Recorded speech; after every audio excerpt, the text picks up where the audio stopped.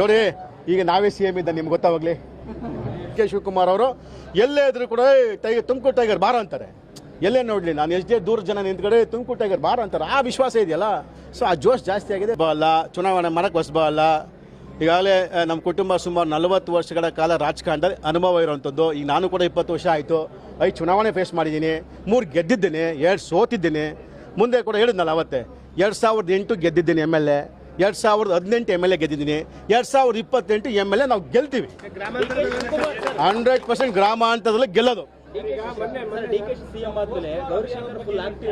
100% ರೀ. ನಮಗೂ ಖುಷಿ ಆಯಿತು, ನಮಗೆ ಖುಷಿ ಆಗಿದೆ. ಇನ್ನೊಂದು ಆ್ಯಕ್ಟಿವ್ ಮಾಡೋಕ್ಕೆ ಅವರು ಅಷ್ಟು ಸಪೋರ್ಟ್ ಮಾಡ್ತಾರೆ ನಮಗೆ. ಡಿ ಕೆ ಶಿವಕುಮಾರ್ ಅವರು ಎಲ್ಲೇ ಇದ್ರು ಕೂಡ ತುಮಕೂರು ಟೈಗರ್ ಬಾರ ಅಂತಾರೆ.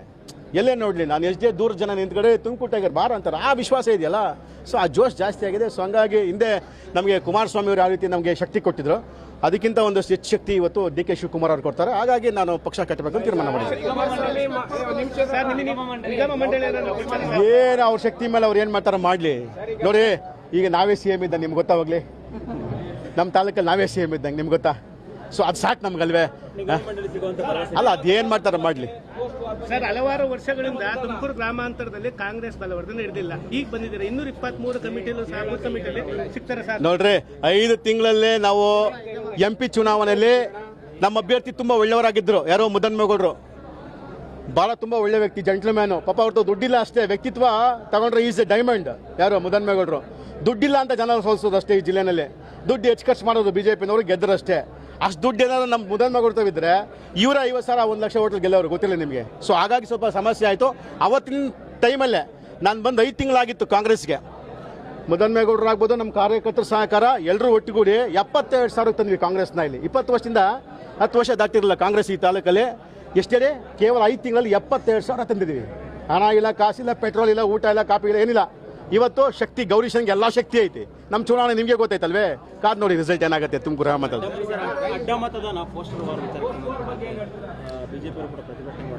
ಮಾಡಲಿ ನೋಡ್ರಿ. ಈಗ ನಾವೇನು ಯಾರ ಹೆಸರು ಉಲ್ಲೇಖಿಸಿಲ್ಲ ಇಲ್ಲಿ, ಯಾರ ಹೆಸರು ಪ್ರಸ್ತಾಪನ ಯಾರು ಕೊಟ್ಟಿಲ್ಲ.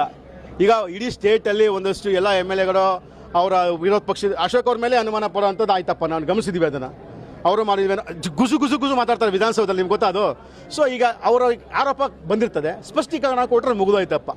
ಅದು ಬಿಟ್ಬಿಟ್ರೆ ಸುಮ್ಮನೆ ಏನೋ ಚರ್ಚೆ ಮಾಡೋದು ಬೇಡ ಅಂತ ನಾನು. ಅವ್ರು ಯಾವಾಗಲೂ ನನ್ನ ಕಂಡ್ರೆ ಭಯ ಹಂಗೆ ಹೇಳ್ತಾರೆ ಅಷ್ಟೇ. ಏನು ಮಾಡೋದ ಭಯ, ಏನು ಮಾಡೋಕ್ಕಾಗ್ತದೆ. ನನ್ನ ಕಂಡ್ರೆ ಸ್ವಲ್ಪ ಭಯ ಜಾಸ್ತಿ ಐತೆ. ಹಾಗಾಗಿ ನಾನು ಎಷ್ಟು ಹೇಳ್ಬೇಕಲ್ಲಿ, ಎಷ್ಟು ಹೇಳ್ದವ್ರೆ ಟಿ ವಿಲಿ ತೋರ್ಸೋದಲ್ಲ. ಯಾವ ಲವ್ ರೀ? ಅಲ್ಲ ನೋಡ್ರಿ, ರಾಜಕಾರಣ ಬಿಟ್ರೆ ಲವ್ವೇ ಇಲ್ಲ ಅನ್ನಲ್ಲ. ನಾನು ರಾಜಕಾರಣ ಒತ್ತುಪಡಿಸಿದ್ರೆ ಲವ್ವೇ ಪ್ರೀತಿ ಐತಿ ಇಲ್ಲ ಅನ್ನಲ್ಲ. I respect him because is A senior citizen. I respect is age. 61 ವರ್ಷ ಅವ್ರಿಗೆ.